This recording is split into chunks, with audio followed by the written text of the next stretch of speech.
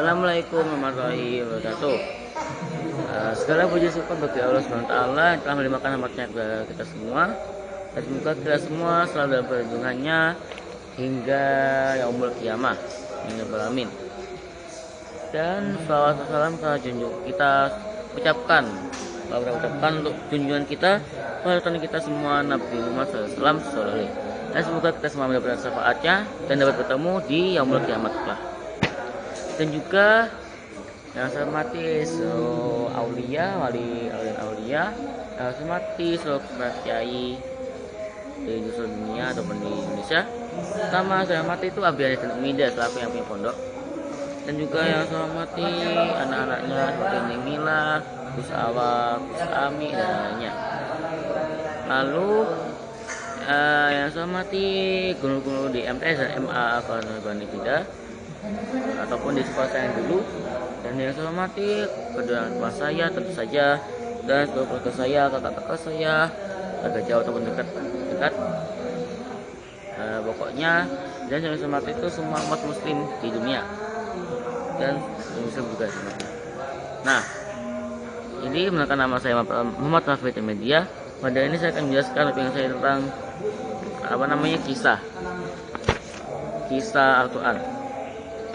Nah, jadi kisah Al-Quran pengertian, jadi merupakan kata asal yang artinya itu ada pengolahan masa lalu.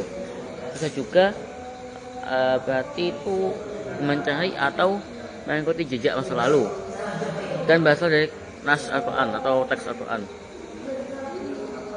Jadi kisah atau al-qasas berasal dari kata al-qasu, itu ada bentuk masdar, artinya itu ada kisah suatu berita atau suatu berita yang betul-betul dan bisa berasal dari masa lalu.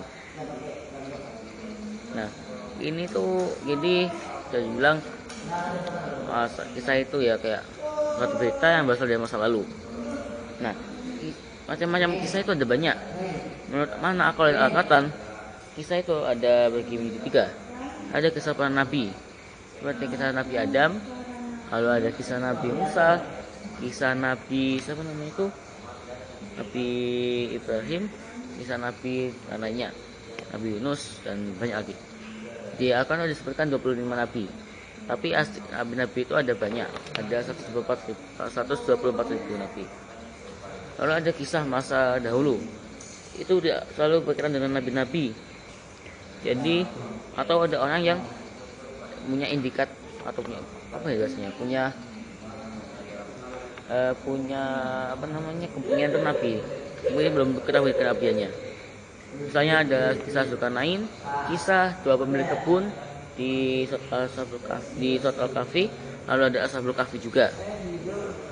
Lalu ada kisah ketika masa Nabi Muhammad SAW, seperti kisah kita perang Badar, lalu kisah perang Tabuk, perang Hunain, dan lain-lainnya. Jadi intinya adalah yang terjadi ketika Nabi Muhammad SAW hidup. Apa saja itu, peserta munafik, mukmin. Nah, tujuannya itu adalah satu, jadi kita bisa mengetahui masa-masa nubuwah, masa-masa kenabian. Dan kedua, kita itu bisa mengetahui bahwa semua agama itu berasal dari Allah. Tapi manusia itu ada yang mementingkan uang, mementingkan harta duniawi, sehingga itu banyak yang mengubah agama. Misalnya paganisme ya, masyarakat Mekah asalnya itu mengikuti syariat Nabi Ibrahim AS. Tapi banyak yang melenceng. Banyak mereka itu menyembah berhala. Karena kan diteruskan ketika Nabi Muhammad hidup. Lalu ada mengajarkan kita tentang bahwa agama tauhid itu sudah ada sejak Nabi Adam.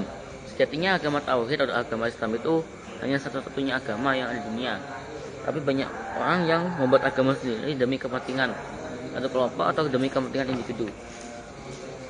Lalu ada, jadi kita bisa mengetahui cara Nabi itu berdakwah. Kita bisa tahu Nabi Soleh berdakwah gimana. Lalu kita bisa tahu Nabi Nuh bagaimana berdakwahnya. Jadi bisa dibilang untuk menambah pengetahuan juga. Dan juga tujuan kelima adalah hubungan erat agama. Jadi aslinya agama itu ya seperti saya bilang, agama itu cuma satu doang, tapi banyak manusia yang mengubahnya jadi Nasrani. Aslinya Nasrani itu agama tauhid, agama yang benar, tapi banyak yang mengubahnya. Begitu dengan Yahudi, aslinya agama Yahudi itu agama yang benar pada masanya, tapi banyak yang mengubahnya sehingga banyak yang melenceng dari agama yang sebenarnya. Nah, urgensi atau manfaat kita mempercayai kisah dalam Al-Quran itu satu. Sama ya. Lalu kita bisa menjelaskan asas dakwah dan Allah jelaskan kepada kita itu tentang syariat Nabi zaman dahulu. Lalu yang kedua, kisah itu adalah menetapkan hati kita ataupun hati Rasulullah ataupun hati seluruh umat muslimin dan muslimat tentang tentang agama Allah. Jadi agama Allah dan agama satunya pada agama lainnya, pada agama yang lainnya agama sesat. Namun kita harus toleransi juga. Lalu yang ketiga, nah kita bisa mengetahui tentang dakwah ya seperti itu tadi, menambah pengetahuan, menambah pengalaman, dan juga bisa menarik hati. Jadi kita bisa semangat menghafalkan Al-Quran. Dan semoga kita semua menjadi hafiz dan membacakan Al-Quran. Nah, jadi kalau ada kesalahan maka saya, jika ada kesalahan maka saya sekali lagi doakan saya supaya ingin lebih baik ke depannya. Oke, sekian. Assalamualaikum warahmatullahi wabarakatuh.